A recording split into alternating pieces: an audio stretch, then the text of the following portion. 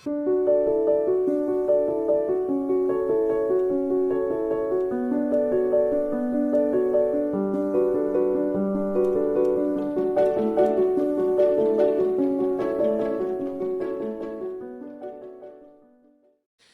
hermanos, una de las preguntas más reveladoras que una persona puede hacerse es la siguiente: ¿qué ocupa el primer lugar en mi vida? ¿Cuál es esa pregunta, hermanos? ¿Qué ocupa el primer lugar en mi vida? Y cuando yo hago esta pregunta, mis amados hermanos, no me refiero a lo que decimos con nuestros labios, o lo que pensamos, o lo que mostramos delante de los demás. No, es lo que demostramos con nuestras acciones, lo que valoramos y a lo que le dedicamos mayor tiempo. ¿A qué le estamos dedicando todos nuestros recursos? Esa es, mis amados hermanos, la pregunta que Dios hace a su pueblo en el libro de Ageo. ¿Qué ocupa el primer lugar en mi vida? Hermanos, porque es fácil llenarnos la boca y decir: a mí me preocupa esto de la obra del Señor, a mí me preocupa esto del Señor, de mi vida cristiana, pero ¿qué es lo que reflejan tus acciones? ¿Qué es lo que refleja tu forma de vivir? ¿De verdad lo que dices es coherente con lo que haces? Esa es una pregunta muy importante. Porque cuando llegamos al libro de Ageo, mis amados hermanos, si bien es cierto, estamos entrando en la etapa final del Antiguo Testamento, y durante la serie de Panorama del Antiguo Testamento también estamos llegando al final de esta sección, es cierto que también nos falta mucho camino por recorrer. Porque estamos analizando la historia de la redención a través de la Escritura. Así que todavía nos falta todo el Nuevo Testamento, pero estamos en buen camino, estamos casi llegando ya a la mitad del camino. Y nuestro objetivo con todo este recorrido de las Escrituras, mis amados hermanos, es contemplar la gloria de Dios en la persona de Jesucristo. Eso es, no es otra cosa, no es mostrar cuánto vamos a conocer y a saber del Antiguo Testamento y del Nuevo Testamento, no, es ver la gloria de Dios revelada en Jesucristo. Y aunque esa gloria, como ya lo hemos visto en muchos libros del Antiguo Testamento, resplandece en el Antiguo Testamento, lo vamos a ver con mayor exactitud en el Nuevo Testamento. Porque en el Antiguo Testamento nosotros vemos que esa gloria brilla en promesas, en sombras, en figuras que preparan el camino para llegar a Cristo. Por eso, mis amados hermanos, nosotros no debemos de considerar el Antiguo Testamento simplemente como una historia antigua. Si nosotros consideramos el Antiguo Testamento como una historia antigua, vamos a perder mucho de lo que ahí se nos enseña sobre la persona y obra de nuestro Señor Jesucristo. De hecho, mis amados hermanos, un escritor dice que el Antiguo Testamento es el escenario donde Dios va preparando la llegada de su Hijo. Por lo tanto, hermanos, no debemos darle más importancia al Nuevo Testamento que al Antiguo Testamento. Ambos testamentos tienen igual importancia. Pregunto, ¿o acaso el Antiguo Testamento no es palabra de Dios? Claro que sí, es palabra de Dios. Por lo tanto, el Antiguo Testamento también nos enseña muchísimo de cómo vivir, y hay muchos principios bíblicos que podemos extraer del Antiguo Testamento y que hemos venido desarrollando a través de cada uno de los libros. Por lo tanto, esa pregunta es importante, pero al llegar a estos últimos 3 libros del Antiguo Testamento, que son, a ver, ¿quién sabe? ¿Cuáles son los últimos 3 libros? Ageo, Zacarías y Malaquías. Muy bien, cuando nosotros llegamos a estos 3 últimos profetas, nosotros vamos a encontrar una situación muy sorprendente. ¿Cuál es esa situación? Bueno, el pueblo, como ya lo hemos venido viendo, Esdras y Nehemías, ya regresado del exilio. ¿Dónde estaban exiliados, hermanos? En Babilonia. Así que Jerusalén ya está siendo restaurada. Ya no voy a repetir todo lo que hemos visto, pero está siendo restaurada. Pero hay un pequeño detalle, y es su pecado, que todavía sigue estando en el corazón. Así que, como ya lo decíamos anteriormente, el exilio físico termina, pero el verdadero problema del pueblo permanece. El problema nunca fue solamente que estaban allá fuera de su tierra, en un lugar geográfico diferente, sino que el problema siempre fue el corazón. Y eso, mis amados hermanos, es precisamente lo que estos últimos profetas van a mostrarnos. Ejemplo, Ageo. Ageo va a confrontar cuáles son las prioridades del pueblo. Y esas prioridades están desviadas. Zacarías va a exponer el pecado social profundo que hay en el pueblo. Y Malaquías va a denunciar la corrupción espiritual entre los sacerdotes y el pueblo. Pero mis amados hermanos, para concentrarnos únicamente en Ageo, el mensaje de Ageo no trata simplemente sobre reconstruir el templo, reconstruir un edificio, no, trata sobre algo mucho más profundo. ¿Qué es lo que trata entonces Ageo? Ageo trata con la restauración del corazón del pueblo. Voy a repetir esa frase que hemos dicho, creo yo, ya por 3 domingos. El problema no es el problema. El problema es, ¿qué cosa, hermanos? El corazón. Así que el tema de Ageo es la restauración del corazón del pueblo y la gloria de Dios en medio de ellos. Pero mis amados hermanos, quiero hacer una pregunta antes de que entremos en contexto y veamos más sobre el tema de Ageo. ¿Ustedes recuerdan cuál fue la primera tarea del pueblo judío cuando regresaron del exilio? ¿Cuál, hermano Carlitos? Reconstruir en Esdras el templo y el altar y la adoración. Ok, eso fue lo primero que ellos llegaron a hacer. Pero, hermanos, aquí sucede algo interesante que Esdras y Nehemías no nos comentaron, pero que Ageo sí nos va a contar.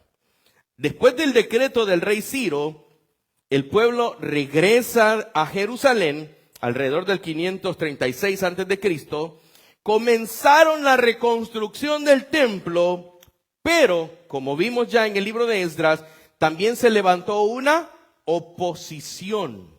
¿Sí? ¿Se recuerdan? Se levantó una oposición de los pueblos vecinos y eso detuvo la reconstrucción del pueblo, detuvo la obra del pueblo del Señor. Durante muchos años ese proyecto quedó abandonado. Pero más tarde, cerca del año 520, como dicen algunos comentaristas, el pueblo retoma una vez más la reconstrucción y finalmente el templo sería terminado 4 años después de haberla retomado. O sea, en el libro de Esdras, mis amados hermanos, se nos menciona brevemente algo muy importante, y es el ministerio de los profetas Ageo y Zacarías. Esdras capítulo 5, versículo 1 y 2 nos mencionan estos profetas, pero muy brevemente y no se nos describe mucho más de ellos. Pero ellos, mis hermanos, fueron instrumentos que Dios utilizó para despertar nuevamente al pueblo tras caer en ese letargo, en esa, voy a decir así, dejadez de seguir con la reconstrucción del templo. Ageo y Zacarías fueron profetas que Dios utilizó para despertar al pueblo una vez más. Entonces surge una pregunta. ¿Qué ocurrió durante esos años de pausa? ¿Qué es lo que pasó en el pueblo? ¿Qué es lo que hizo el pueblo? Bueno, la oposición que el pueblo había tenido de forma externa había desanimado al pueblo. ¿Qué había pasado con el pueblo? Se había desanimado. Y cuando ellos finalmente tuvieron la oportunidad de retomar la obra, sucede algo muy importante. Miren, en lugar de reconstruir el templo, ellos comenzaron a concentrar todas sus fuerzas en reconstruir sus propias casas. ¿Qué era lo primero que se les había mandado a hacer? Reconstruir el templo. Pero sus prioridades cambiaron. Se dedicaron a reconstruir sus propias casas. Y eso, mis amados hermanos, es precisamente el contexto que se nos da en el libro de Ageo. Mire lo que dice el capítulo 1, versículo 4. Ageo capítulo 1, versículo 4. Es una pregunta. Bueno, leamos desde el versículo 3. Entonces vino palabra de Jehová por medio del profeta Ageo diciendo. ¿Quién está hablando, hermanos? Jehová. Y el versículo 4 dice, una pregunta, ¿es para vosotros tiempo, para vosotros, de habitar en vuestras casas artesonadas, y esta casa está desierta? Esto es confrontante, hermanos, muy confrontante, porque mientras el templo de Dios estaba, ¿cómo estaba, hermanos? Abandonado. El pueblo estaba muy ocupado, muy ajetreado, no tenía tiempo para la casa de Dios, pero estaban embelleciendo sus propias casas. Por eso el Señor les dice en el versículo 5, que ya lo leímos. ¿Qué les dice en el versículo 5, hermanos? Pues así ha dicho Jehová de los ejércitos, y esta frase se va a repetir varias veces en todo el libro, que solo tiene 2 capítulos. Meditad bien sobre vuestros caminos. En buen salvadoreño, piensen bien cómo están viviendo. Piensen bien lo que están haciendo. Y luego va a describir la situación en la que ellos se encuentran. Versículo 6. Miren lo que dice. O sea, miren, hermanos. Dios les dice, ustedes han abandonado la reconstrucción del templo, están reconstruyendo sus casas y luego les dice, piensen bien lo que están haciendo. Y ahora les va a decir la situación en la que se encuentran a causa de este descuido. Versículo 6. Sembráis y recogen ¿cuánto? Coméis. Terminen ustedes esa parte. Bebéis. Os vestís. Y el que trabaja a jornal.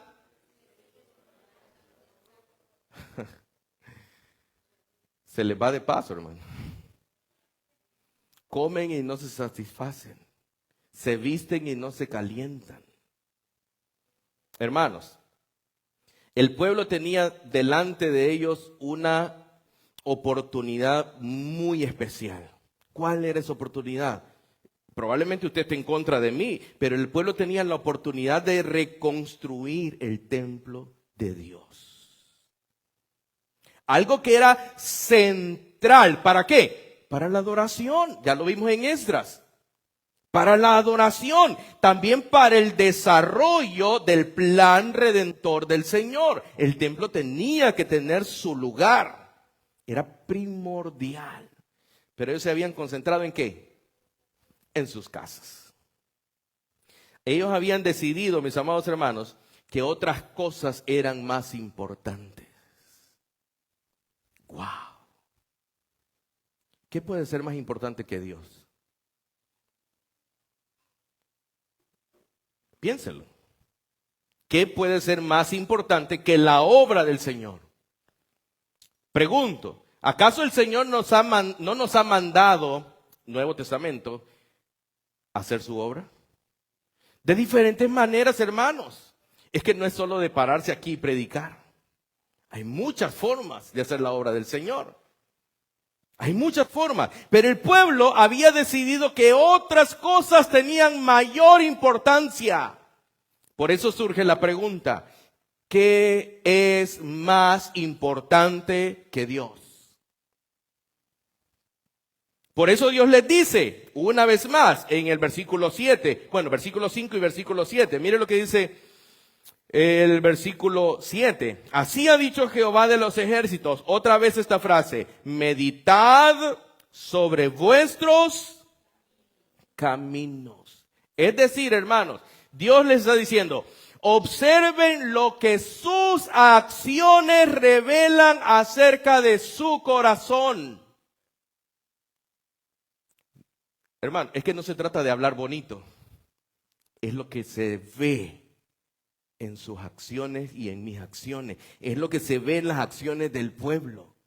Hermano, y esto, como lo dije al principio, esto es confrontante para nosotros. Porque nosotros muchas veces somos tan descuidados, tan perezosos, tan indiferentes con la obra del Señor, que nuestras acciones reflejan que tenemos más amor por otras cosas que por Dios mismo. Yo le decía a mi esposa, y yo creo que después de este mensaje me van a linchar los hermanos, pero... Hermano, el pueblo había salido de Babilonia, pero sus corazones todavía estaban allá, en el exilio. La opresión externa había terminado, pero la opresión del pecado, de su egoísmo, seguía en ellos. Eso es egoísmo, hermanos. Esto es egoísmo revelado. Con eso en mente, hermanos, llegamos al tema del libro de Ageo, donde vemos lo que Dios está haciendo en ese momento de la historia. Y ese es el tema del libro, lo voy a leer textual, yo creo que va a estar por ahí. Dios está llamando a su pueblo a reordenar, ¿qué cosa? Sus prioridades. ¿Cómo? Transformando sus corazones para que busquen su gloria. ¿Al qué? Al reedificar su templo. Y ese templo sirve como una anticipación de una gloria mayor que vendrá en el futuro. ¿Ven la importancia de la reconstrucción del templo, hermanos? Porque eso apuntaba, señalaba o anticipaba, como bien leímos ahí, a una gloria mucho mayor que vendría en el futuro. Así que, hermanos, esa transformación del corazón contrasta con su comportamiento anterior, porque en lugar de buscar la gloria de Dios, el pueblo había estado buscando su propio beneficio, su propio bienestar. ¿Al qué? Al concentrarse en la construcción de sus casas. Hermanos, y miren esto. El templo que ellos estaban construyendo también funciona como una figura que apunta hacia algo mucho mayor. Por un lado, los corazones transformados del pueblo anticipan el día en que todo el pueblo de Dios tendría corazones nuevos, regenerados, transformados, como ya lo había prometido el Señor a través del profeta Jeremías. Capítulo 31, versículo 31 de Jeremías, el Señor dice ahí, haré nuevo pacto con la casa de Israel y con la casa de Judá.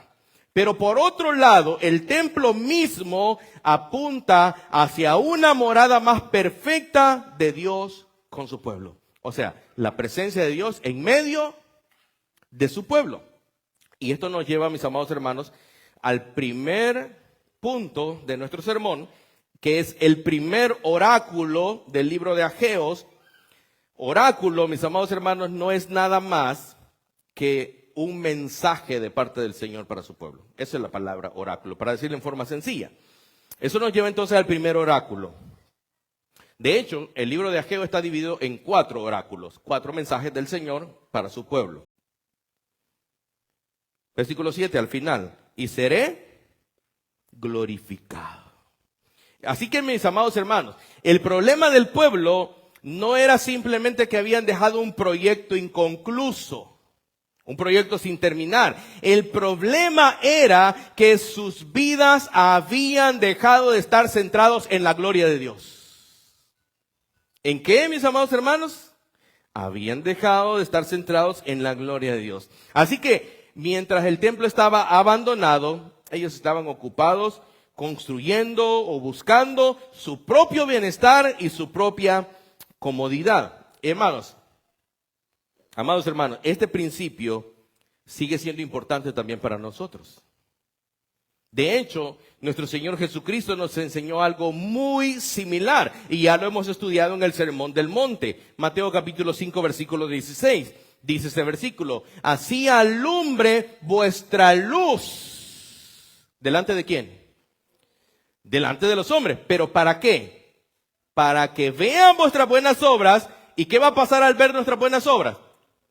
Glorifiquen a vuestro Padre que está en los cielos. Hermanos, las obras de nosotros no son para que nos vean a nosotros. Las obras que nosotros hacemos no son para quedar bien nosotros con los hermanos, con los amigos. No, es para la gloria de Dios. Eso es lo que dice Mateo 5:16. Hacemos buenas obras para que glorifiquen al Señor. Hermanos, la vida del pueblo de Dios siempre apunta hacia la gloria de Dios, no hacia nuestra propia exaltación.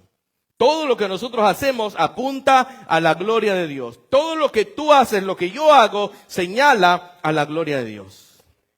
Hermanos, y aquí, gracias a Dios, este primer mensaje produjo un efecto correcto en el pueblo.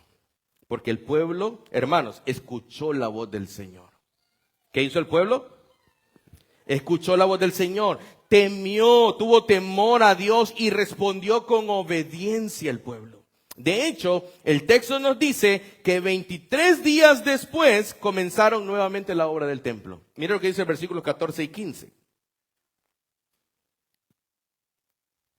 Y despertó Jehová el espíritu de Zorobabel, hijo de Salatiel, gobernador de Judá, y el espíritu de Josué, hijo de Josadac, sumo sacerdote, y el espíritu de todo el resto del pueblo, y vinieron y trabajaron en la casa de Jehová de los ejércitos, su Dios, en el día 24 del mes sexto, en el segundo año del rey Darío.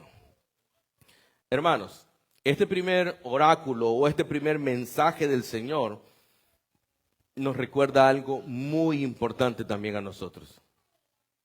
El arrepentimiento verdadero no se queda solo en palabras. Voy a repetir eso. El arrepentimiento verdadero no se queda solo en palabras. Se manifiesta en prioridades cambiadas y obediencia honesta y sincera delante del Señor. Por lo tanto, hermanos, esto me fuerza a preguntarme, y que usted también se pregunte, ¿cuáles son mis prioridades? ¿Es Dios de verdad mi prioridad? ¿Es Dios el centro por el cual yo vivo? Hermanos, porque cuando Dios confronta nuestro corazón, la respuesta no es solamente reconocer el problema. La respuesta es reordenar nuestra vida para que Dios vuelva a ocupar el primer lugar. ¿Se comprende eso, hermanos? No es solamente decir, sí, es cierto, yo estaba equivocado y seguir viviendo igual. No, es decir, es cierto, yo estoy mal. Por lo tanto, voy a cambiar todo esto y ahora el Señor tiene el primer lugar. ¿Se comprende, hermanos? Ese es el primer gran mensaje o el primer gran oráculo del libro de Ageo. El segundo oráculo de Ageo llega menos de un mes después de ese primer oráculo, durante la celebración de la fiesta de los tabernáculos. De hecho, mis amados hermanos, dice que esta misma fiesta había estado asociada con la dedicación del templo de Salomón siglos antes, lo cual, mis amados hermanos, hacía inevitable la comparación entre aquel templo glorioso de Salomón y el que ahora se estaba reconstruyendo. Y esa comparación era muy dolorosa. Miremos lo que dice el versículo 3 del capítulo 2. Versículo 3 del capítulo 2.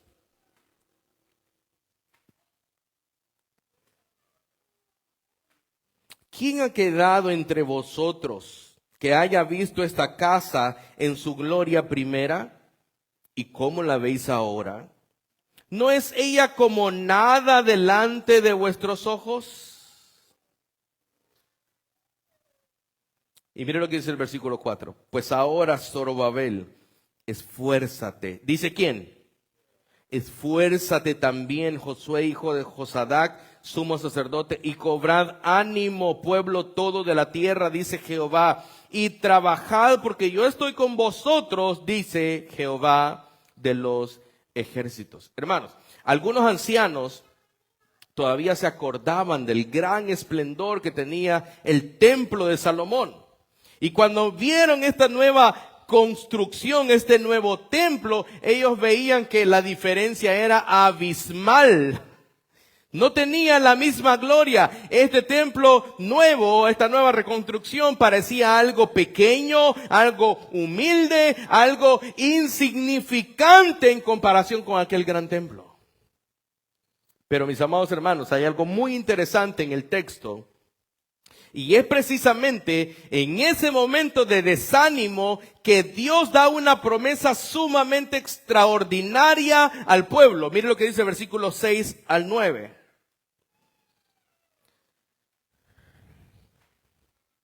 Leamos desde el 5.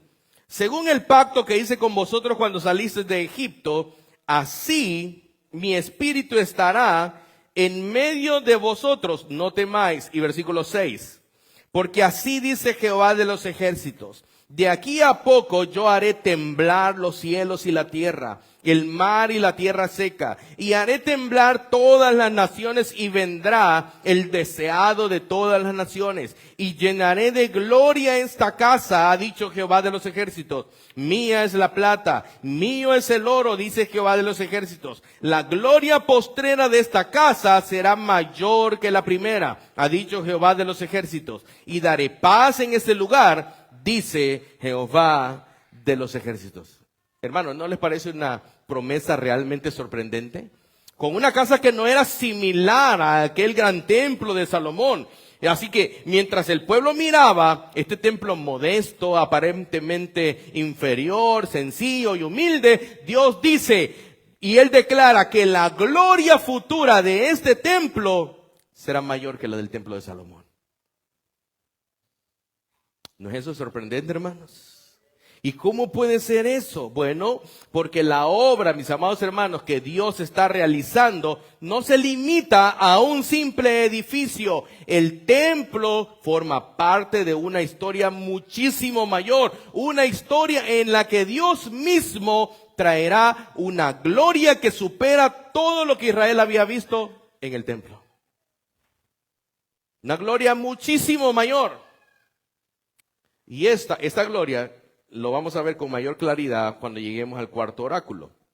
Pero este oráculo, mis amados hermanos, nos enseña y nos recuerda que la obra de Dios no siempre parece impresionante a los ojos humanos. La obra de Dios, como vimos en el libro de Esther, a veces parece oculta. A veces no la podemos ver. No siempre parece impresionante para los ojos del ser humano.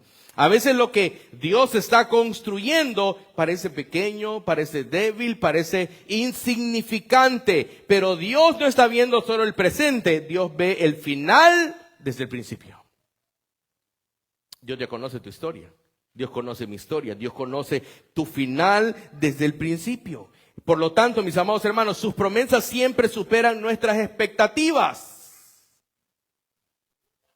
¿O no es así? A veces nosotros decimos, para retomar, hermanos, en nuestro contexto del día de ayer, yo decía 60 almuerzos y pasamos de 200. Muchas veces el Señor obra de tal manera, hermano, que nos sorprende. Supera las expectativas de nosotros. Sus promesas siempre superan las expectativas del creyente. Por eso el pueblo de Dios debe aprender a caminar por fe en las promesas del Señor. ¿Cómo debe caminar el creyente? Por fe en las promesas del Señor. Incluso, hermano, cuando la realidad del presente parece modesta, sencilla o hasta decepcionante. O a veces usted no se siente decepcionado. Ay, no, yo, otro día, es a lo mismo, vamos otra vez. A levantarme, bañarme, ir a trabajar, regresar a la casa. El siguiente día, la misma rutina.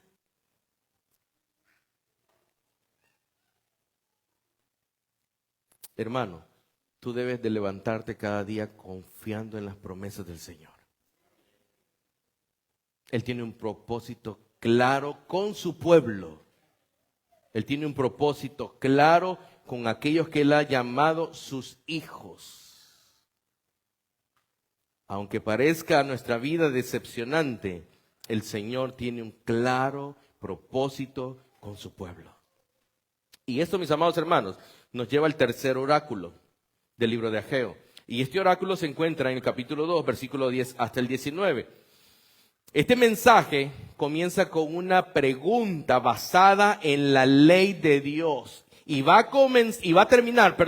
Comienza con una pregunta basada en la ley de Dios, pero va a terminar con una promesa de bendición para el pueblo. Leamos, mis amados hermanos, versículo, vamos a ver, 11 hasta el 14, 11 al 14. Así ha dicho Jehová de los ejércitos. ¿Quién ha dicho, hermanos? Hermanos, ¿han visto que en todos los versículos que hemos leído siempre dice Jehová, Jehová, Jehová? Pregunta ahora a los sacerdotes acerca de la ley diciendo, y mire, esto es bien interesante. Si alguno llevare carne santificada en la falda de su ropa y con el vuelo de ella tocare pan o vianda o vino o aceite o cualquier otra comida, ¿será santificada? ¿Y qué respondieron los sacerdotes, hermanos? No puede ser santificada. Versículo 13. Y dijo Ageo, instruido por Jehová de los ejércitos, si un inmundo a causa de cuerpo muerto tocare alguna cosa de estas, ¿será inmunda? Y respondieron los sacerdotes y dijeron, o sea, lo santificado no se pasaba, pero lo inmundo, inmundo será. Dice. Versículo 14. Y respondió Ageo y dijo, hermano, esto es fortísimo.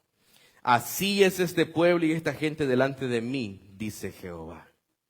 Asimismo, toda obra de sus manos y todo lo que aquí ofrecen es. Ahora pues, una vez más esta frase, meditad en vuestro corazón desde ese día en adelante, antes que pongan piedra sobre piedra en el templo de Jehová. ¿Lo entienden, hermanos? Lo que el Señor les está diciendo. Están trabajando, pero están llenando de inmundicia. Hermanos, Dios le dice a Ageo en ese pasaje que consulte con los sacerdotes acerca de este asunto de la ley. ¿Puede algo santo transmitir santidad a otra cosa simplemente por contacto? Y la respuesta es no, porque la santidad no se transmite automáticamente de esa forma.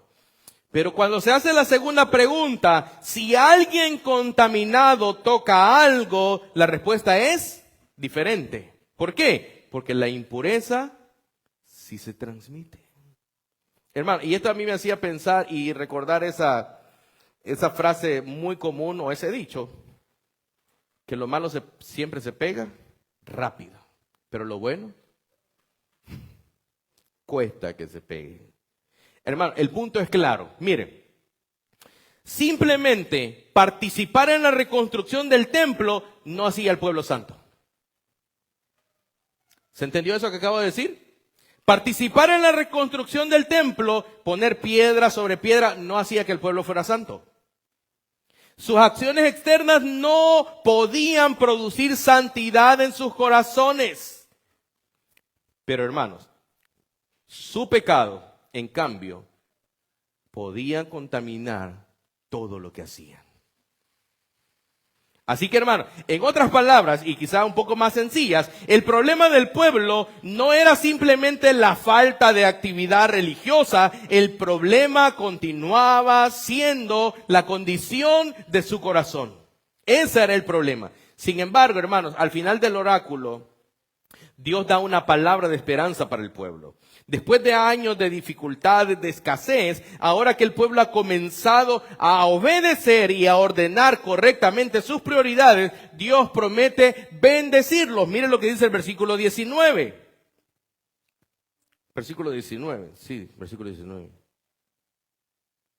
Perdón que se me movió aquí la hojita. 2:19.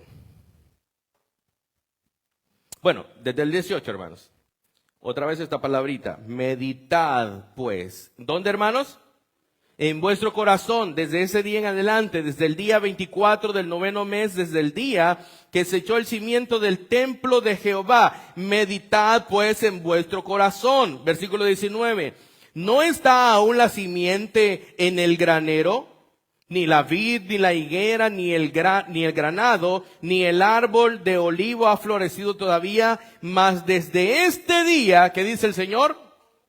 Los bendeciré. Hermano, y aquí es interesante que notemos lo siguiente, que más adelante en la obra de Cristo nosotros vemos algo sumamente extraordinario. Aquello que en la ley era imposible, con Cristo se invierte. Ponga atención en esto. Cuando Jesús toca la impureza de un leproso, de un endemoniado o incluso un muerto, un cadáver, la impureza a él no lo contamina. ¿Qué pasa con estas cosas? Su santidad trae sanidad. Su santidad trae liberación. Y su santidad trae vida.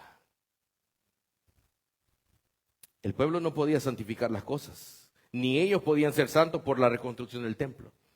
Pero Cristo sí santifica todas las cosas. Él da vida donde hay muerte. Él trae pureza donde hay impureza. Así que este oráculo, mis amados hermanos, nos recuerda que la verdadera transformación espiritual no proviene a través de actividades religiosas externas, sino de un corazón renovado y transformado delante de Dios. De esa manera, mis amados hermanos, nosotros podemos participar en muchísimas cosas correctas, actividades religiosas, pero lo que Dios realmente busca en un pueblo es que su corazón esté completamente vuelto hacia Él. ¿Se entiende, hermanos?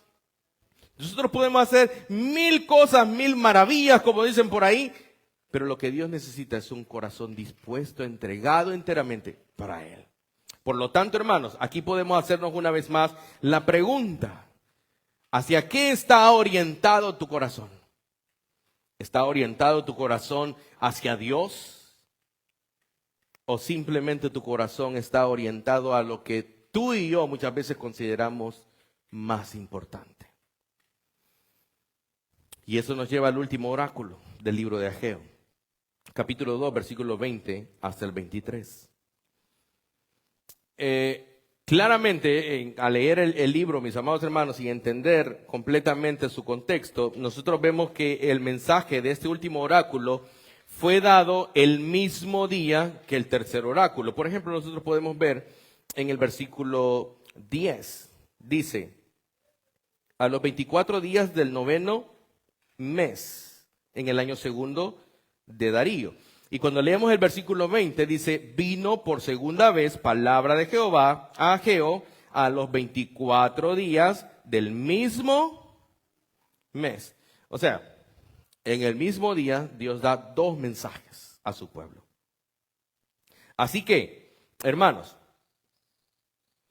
este oráculo está dirigido específicamente a una persona. ¿A quién está dirigido? A una persona. ¿Quién es esa persona? Versículo 21. Habla a Zorobabel, gobernador de Judá, diciendo: yo haré temblar los cielos y la tierra.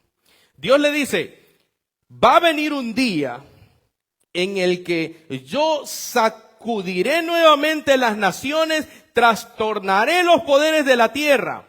Pero luego, mis amados hermanos, llegamos al punto donde termina este oráculo, el versículo 23, y quiero que lo leamos.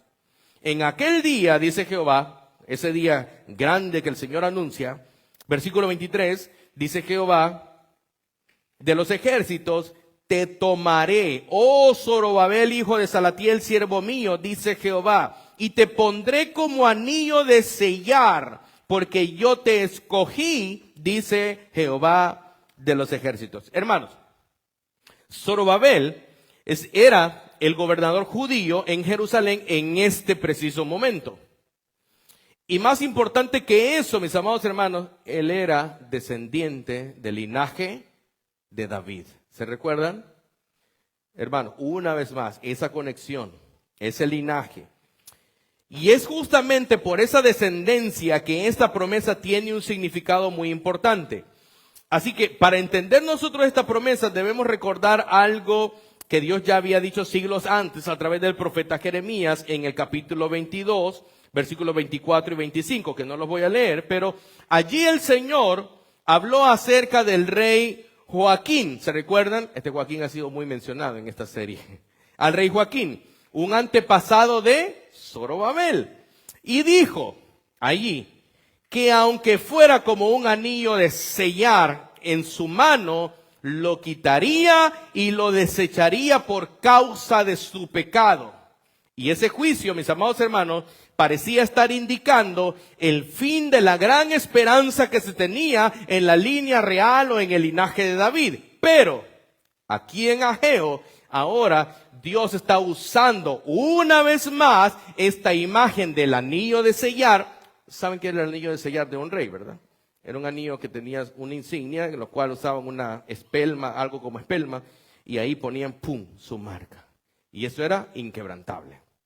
Entonces, Dios le dice ahora en Ageo, usa esta misma imagen del anillo de sellar, pero esta vez lo usa no para desecharlo, es para afirmar que Zorobabel es un escogido de Dios. ¿Qué es Zorobabel? Un escogido de Dios. Con eso entonces el Señor lo que está diciendo es que las promesas hechas a la casa de David, segunda de Samuel 7, no han sido anuladas. Esas promesas continúan. Hermanos, esto nos enseña algo muy espectacular a nosotros. Dios es fiel a sus promesas.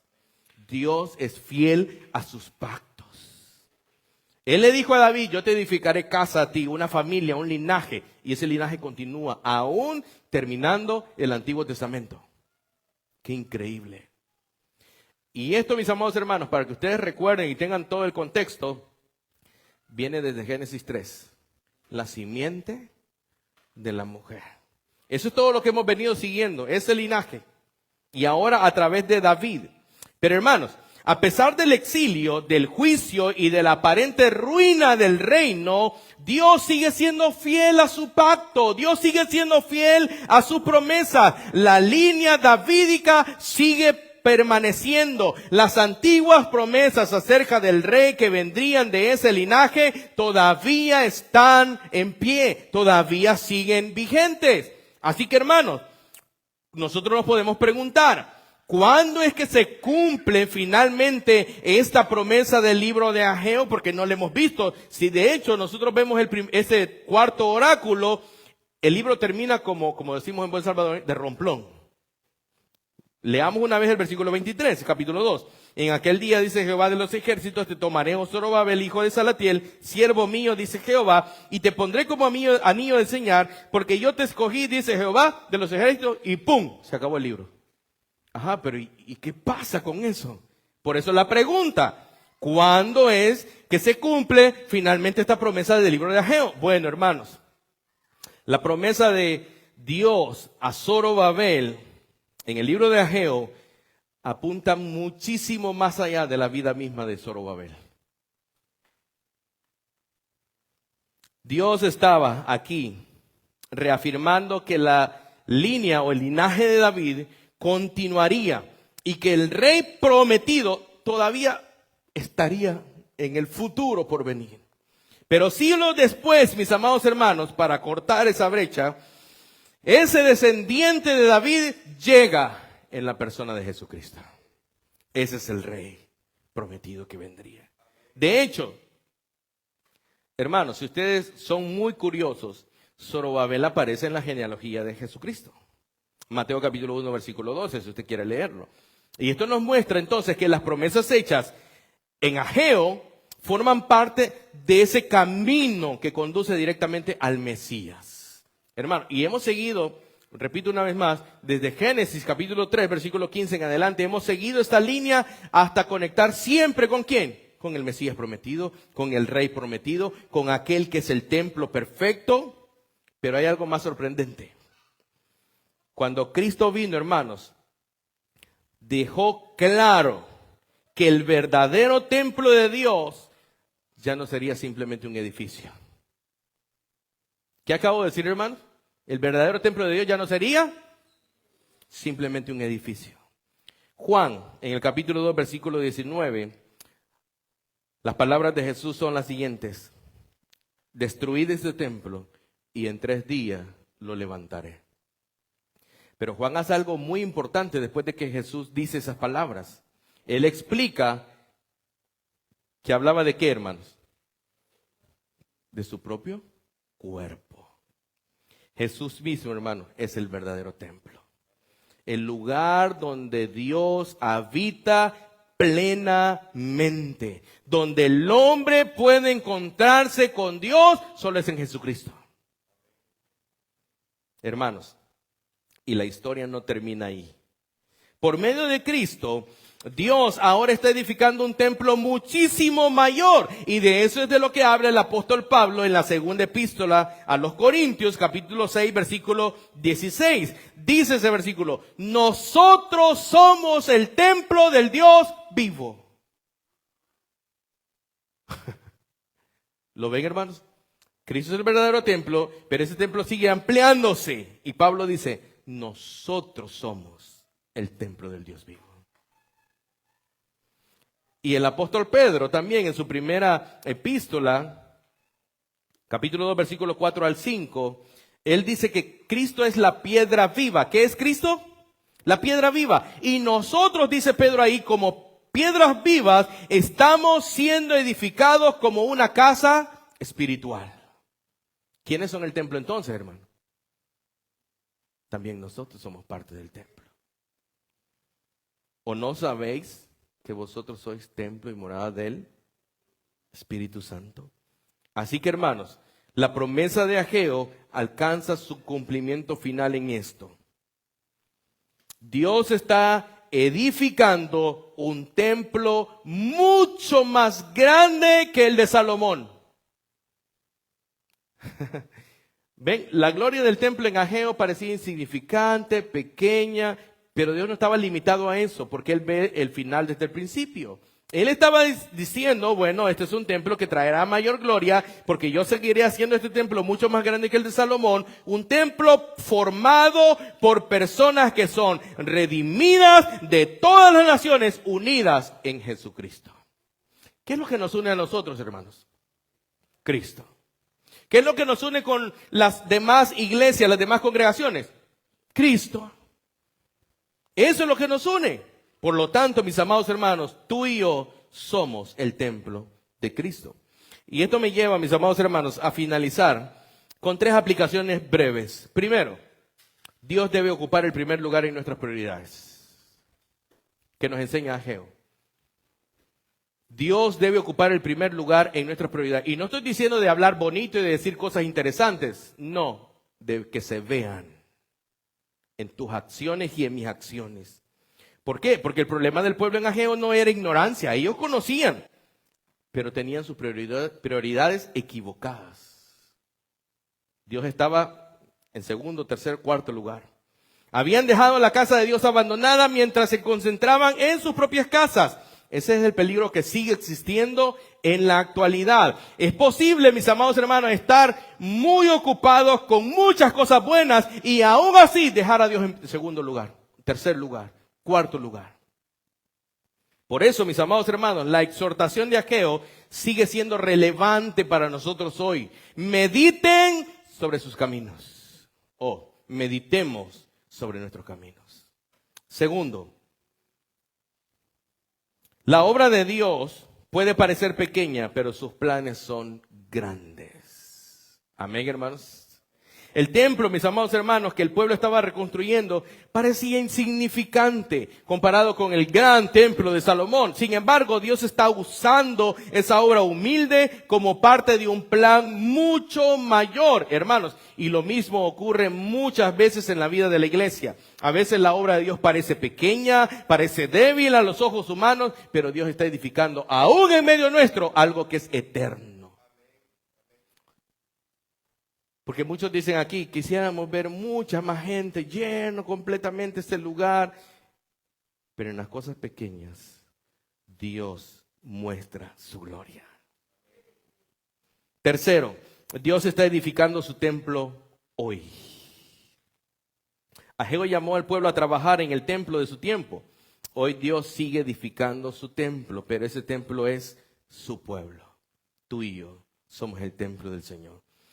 Hermano, como creyentes nosotros somos piedras vivas, como leímos en Pedro, en la obra que Dios está construyendo. Y el propósito, mis amados hermanos, de ese templo sigue siendo el mismo. ¿Cuál es tu propósito? ¿Cuál es el fin principal del hombre? Glorificar a Dios. O sea, tu vida y mi vida sigue siendo para la gloria de Dios. No hay otro propósito principal. El mensaje de Ageo finalmente, hermanos, nos recuerda que Dios está edificando, Dios está construyendo algo mucho más grande de lo que nosotros podemos ver. Nosotros solo vemos aquí brevemente lo que el Señor está haciendo, pero Él sabe cómo va a ser al final. Hermanos, la pregunta que queda entonces para nosotros es esta. ¿Estamos viviendo para nuestros propios proyectos o estamos participando en la obra de Dios, que Dios está construyendo para su gloria? ¿Cómo estamos viviendo? Y probablemente para aquellos que me están escuchando y no han venido a Cristo, el mensaje de Ageo nos llama a meditar sobre nuestros caminos. Y esa es una palabra que se repite, una frase que se repite varias veces. Tal vez tú has estado viviendo para tus propias prioridades, para tus propios proyectos, para tus propios planes, pero sin Dios. La Biblia nos dice claramente que tu mayor problema y mi mayor problema no es algo externo, es el pecado del corazón.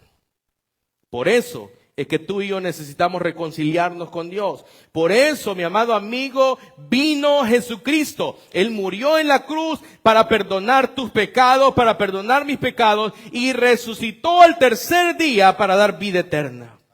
Dios te llama, mi amado amigo, a arrepentirte de tus pecados, a confiar en Cristo. Así que ven a Él en fe y arrepentimiento, porque solo en Cristo hay perdón, porque solo en Cristo hay reconciliación con Dios y vida eterna. Hermanos de la Iglesia del Señor, Hechos 2:42, de la colonia americana, ¿dónde están tus prioridades? Meditemos en nuestros caminos. Y respondámonos internamente. ¿Es Dios tu prioridad? ¿Es Dios mi prioridad? Y no se trata solamente de lo que decimos, sino de lo que hacemos. Vamos a orar.